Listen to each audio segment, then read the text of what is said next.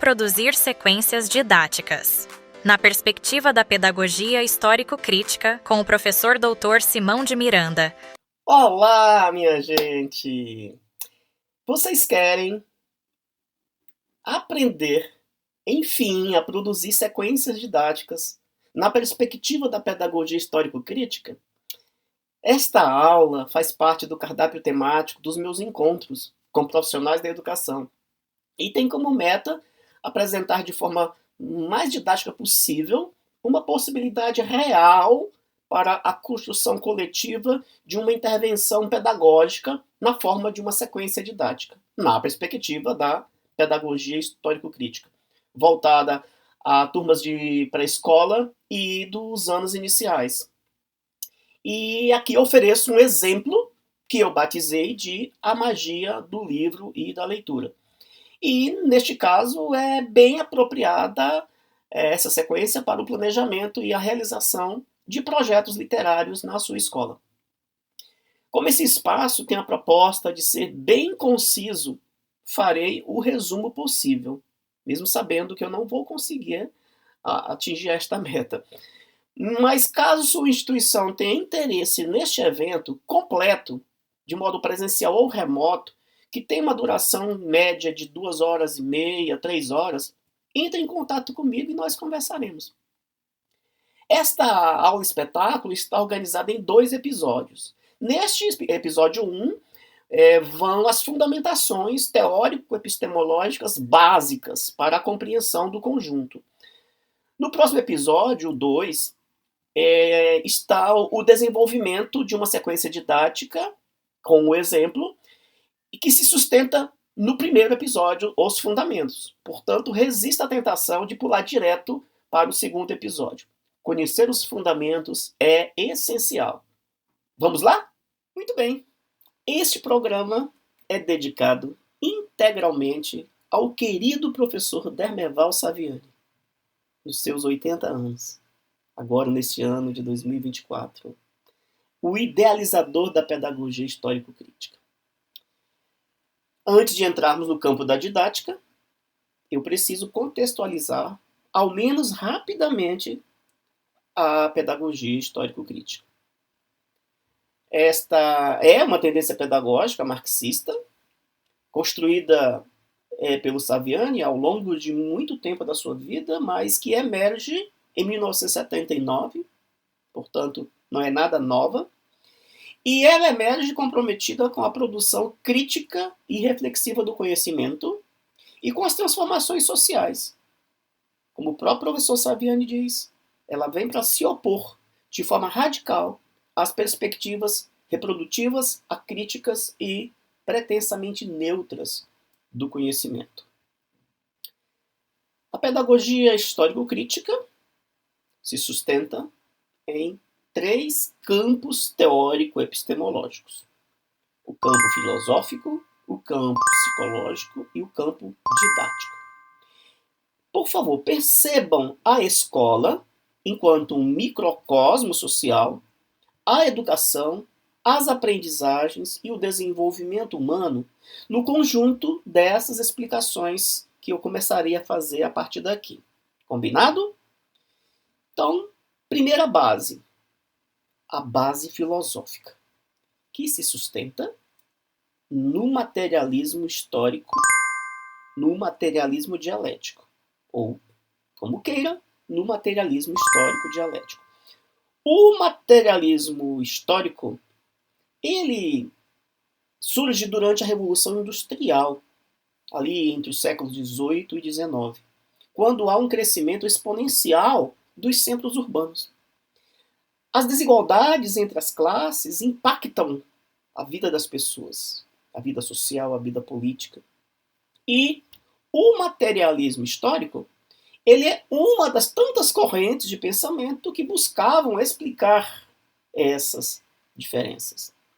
O materialismo histórico, assim como o materialismo dialético, é uma perspectiva cunhada pelo Karl Marx e pelo Friedrich Engels.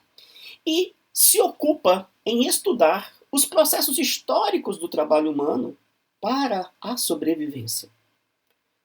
Nós adaptamos a natureza às nossas necessidades, sobretudo de sobrevivência, enquanto que os outros animais se adaptam à natureza. Este conceito, essa premissa é muito importante, guardem isso. O materialismo dialético, dialética significa algo como caminho entre as ideias, vai surgir lá na Antiguidade Clássica com os filósofos egípcios, embora atribua-se a Aristóteles. E se refere a... e pensa, né, que defende as mudanças, que as mudanças se dão pelos embates entre as forças sociais. O materialismo dialético, então, usa a dialética para interpretar as mudanças e as contradições sociais. Como meu amigo Gasparin explica de modo magistral nesta obra, estão todas referenciadas ao final desta aula espetáculo, mas também tem um slide que vai aparecer daqui a pouquinho. Não se preocupem em anotar. Como Gasparin explica, se refere a uma interpretação do mundo na realidade material objetiva. Ou seja, como factualmente nós nos organizamos, nós produzimos, nós nos reproduzimos socialmente neste aqui e agora, concreto e real. E também uma realidade, uma perspectiva histórica. Ou seja, como nós nos organizamos socialmente ao longo da história. Tudo certo até aí? Segunda base, a base psicológica, que se sustenta na teoria histórico-cultural do Vygotsky e os seus colaboradores, as suas colaboradoras. Para essa perspectiva, o homem, o ser humano, é concebido enquanto um ser histórico, construído através de suas relações com o mundo natural, ou seja, o mundo biológico, e o mundo cultural, ou seja, o mundo social, o natural e o social, o biológico e o cultural. Para essa perspectiva, ou esta perspectiva, ela pressupõe uma natureza social da aprendizagem. Assim, é por meio das relações sociais que o indivíduo desenvolve as suas funções culturais, ou as suas funções psíquicas superiores, como queiram. É uma perspectiva de desenvolvimento multilateral, ou omnilateral, que é uma expressão utilizada pelo Marx. E volta-se à compreensão do funcionamento humano nas suas aprendizagens e no seu desenvolvimento. Então percebam, Vygotsky foi um pensador marxista que se apropriou do materialismo histórico dialético para analisar a realidade. E compreende o ser humano enquanto um ser histórico, sujeito ativo na construção de si mesmo, e não um sujeito passivo. E faz, isso é importante, uma leitura marxista dos fenômenos psíquicos. A terceira base é a base didática, que se sustenta, voltamos de novo ao Marx, se sustenta no método dialético, que é um instrumento utilizado para compreender a realidade nas suas contradições. De novo, eu sempre recorro ao Gasparin, que vai nos dizer que o conhecimento se constrói a partir da base material. De novo, voltando ao Marx, realidade material objetiva. Ou seja, a prática social humana e os processos de transformação da natureza forjadas pela humanidade. Como diz o Gasparin, temos que levar em conta que, neste contexto, as organizações culturais, artísticas, políticas, econômicas e assim por diante também são expressões sociais e que interferem na construção do conhecimento. Tudo certo até aí? Tendo pavimentado esse caminho, exploraremos a dimensão didática. E para isso eu sugiro 3 obras essenciais para a fundamentação dessa nossa conversa. A primeira, esta obra, A Prática Pedagógica Histórico-Crítica, que está no slide.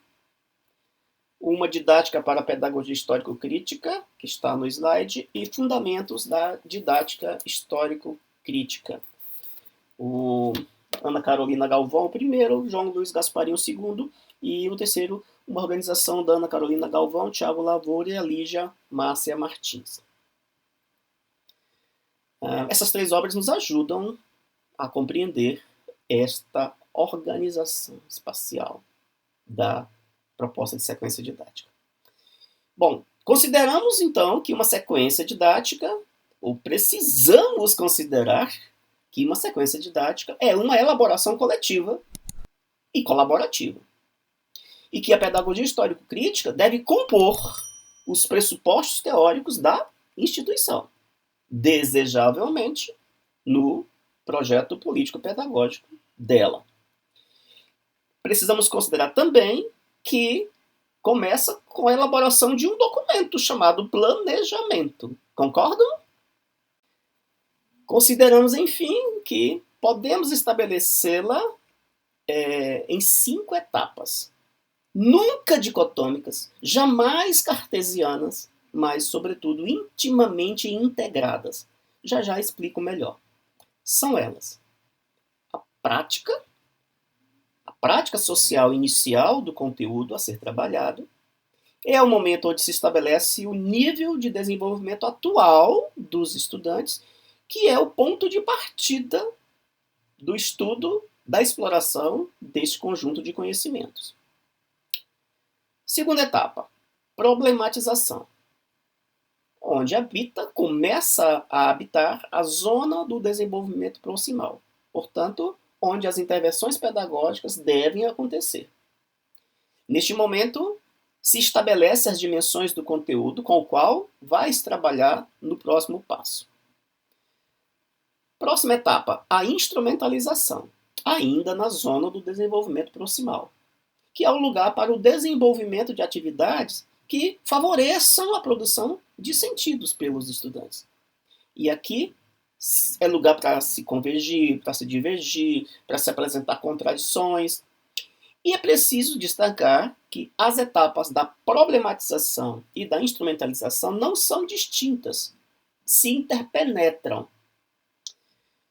A quarta etapa é a catarse, onde, ainda na zona do desenvolvimento proximal, há a elaboração teórica e uma expressão prática da síntese e a percepção da eventual presença das dimensões estudadas. Por último, a quinta etapa, a prática social final do conteúdo, onde se estabelece um novo nível de desenvolvimento atual. Não se preocupem, eu vou desdobrar esse esquema, colocar aqui numa lupa, no microscópio, para olharmos mais de perto. É assim que eu percebo as etapas da sequência didática em uma dinâmica integrativa, dialética e recursiva. Esse vídeo é de elaboração própria, então já peço desculpas pela falta de habilidade com os recursos visuais. Mas aqui a gente tem uma ideia de como a prática social inicial, a problematização, a instrumentalização, a catarse e a prática social final se interpenetram. Apresentam-se numa dinâmica integrada, dialética e recursiva. Esta é a ideia. Observem em vermelho a zona do desenvolvimento proximal, os lugares das teorizações, os lugares das intervenções pedagógicas. Bem, aqui vai uma elaboração em um plano estático, unidimensional, apenas para finalidades didáticas. Veja primeiro o método dialético. As reflexões partem do empírico, que é a realidade que se mostra a realidade aparente, que é o momento da síncrese, aquele momento do conhecimento caótico, da aproximação de um conhecimento que ainda nos é caótico, desorganizado. Avança-se para a produção das reflexões teóricas, aí no plano central, submete-se à abstração, para então alcançarmos o concreto pensado. Uma nova prática, representada por percepções mais aguçadas, mais organizadas, menos caóticas, acerca do objeto do conhecimento, ou seja, a síntese. Portanto, partimos da síncrese para pretendermos chegar à síntese. Então, nesse sentido, nós temos, no primeiro momento, o empírico, que nós denominamos de prática, para fazer esse movimento de prática, teoria e prática, que representa o método dialético. Então, nós temos a prática, que é o empírico, e é representada pela realidade aparente, assim como é mostrada a nós nesse primeiro momento. A síncrese, o caos, que é onde habita o ponto de partida da produção do conhecimento, que nós chamamos de prática social inicial do conteúdo. E aqui se estabelece o nível de desenvolvimento atual daquele conhecimento pelos estudantes. E, de alguma forma, é como se elas nos dissessem o que mais desejam saber. Uma perspectiva evolutiva do conhecimento. E é aqui, então, a partir dessa aproximação, que nós estabelecemos os objetivos de aprendizagem. Por quê? Esses objetivos, eles têm que buscam responder a essas perguntas, a essas indagações, ou seja, a esses desejos de aprender. Partimos para o segundo momento, do segundo, terceiro e quarto momento, são as reflexões teóricas, como se percebe aí neste gráfico, representado pela etapa da problematização, zona do desenvolvimento proximal, que é realizada por meio de discussões, debates, com perguntas, indagações sobre o tema. E aqui é importante, porque se estabelece as dimensões possíveis do conteúdo com o qual vai se trabalhar no próximo passo. E aqui a gente rompe com aquela concepção tradicional do conhecimento unilateral, aquele conhecimento que tem uma só dimensão, o que as pedagogias tradicionais focam numa só dimensão. Portanto, se o tema é de ciências, ele é só científico. E não é assim. Ele é científico, ele é história, ele é cultural, e assim por diante. Vamos aprofundar isso. Então, nessa perspectiva de buscar quais outras dimensões estão presentes ali naquele conhecimento, coloco como exemplo a dimensão científica, histórica, econômica, social, legal, cultural, política, estética, ética, filosófica, e aí não tem fim. O terceiro momento, ainda no campo da teorização, é a instrumentalização, ainda zona do desenvolvimento proximal, que é um momento apropriado para o desenvolvimento, realização de atividades, as mais leves, lúdicas possíveis, que atividades as quais que podem favorecer a produção de sentidos, utilizando diversas formas de comunicação e de expressão, como gêneros textuais, vídeos, desenhos, pinturas, teatro, música, dança, enfim. Né? E é o lugar da praxis. No terceiro momento, a catarse, ainda na zona do desenvolvimento proximal. Momento da elaboração teórica, ainda da elaboração teórica, mas de uma expressão prática da síntese, que vai acontecer, já está acontecendo, né? Eu acho que disse e vou repetir, a catarse é uma etapa, assim como todas as etapas da sequência didática, elas não estão aí de modo fixo, de modo determinados, elas estão imbricadas o tempo todo. A catarse, por exemplo, ela pode acontecer desde o primeiro momento da sequência didática, ou seja, a catarse pode já acontecer na prática social final, percebam. Então, de qualquer forma, é o momento em que a prática se expressa, é também o momento da avaliação desse projeto, a avaliação da sequência, e de aguçar os sentidos, professor, enfim, para a percepção eventual das dimensões estudadas, sobretudo as percepções voluntárias daquelas dimensões que foram estudadas. E, por fim, chegamos à prática, ainda, né, nesse movimento, voltando ao movimento da prática, lembre-se, prática, teoria e prática, finalizamos com o concreto pensado. Já é um outro momento qualitativamente superior. São as percepções mais organizadas, menos caóticas, mais sintéticas, síntese daquele conhecimento. Chamamos de prática social final do conteúdo. Aqui surge o novo nível de desenvolvimento atual. Aqui devem aparecer as intenções do estudante, novas posturas práticas, e aqui volta-se ao ponto de partida, por isso que ele é cíclico e recursivo. Recupera-se o levantamento das perguntas na forma de uma tempestade de ideias que foi feita, né, sugerida que se faça na etapa 1, sobre o que elas já sabem, sobre tudo o que elas desejam saber. Volta-se àquele ponto de partida e busca-se perceber as intencionalidades e as atitudes dos estudantes com nova tempestade de ideias, perguntando novamente aquilo que elas já sabem e o que elas ainda gostariam de saber. A seguir no episódio 2, um exemplo de sequência didática.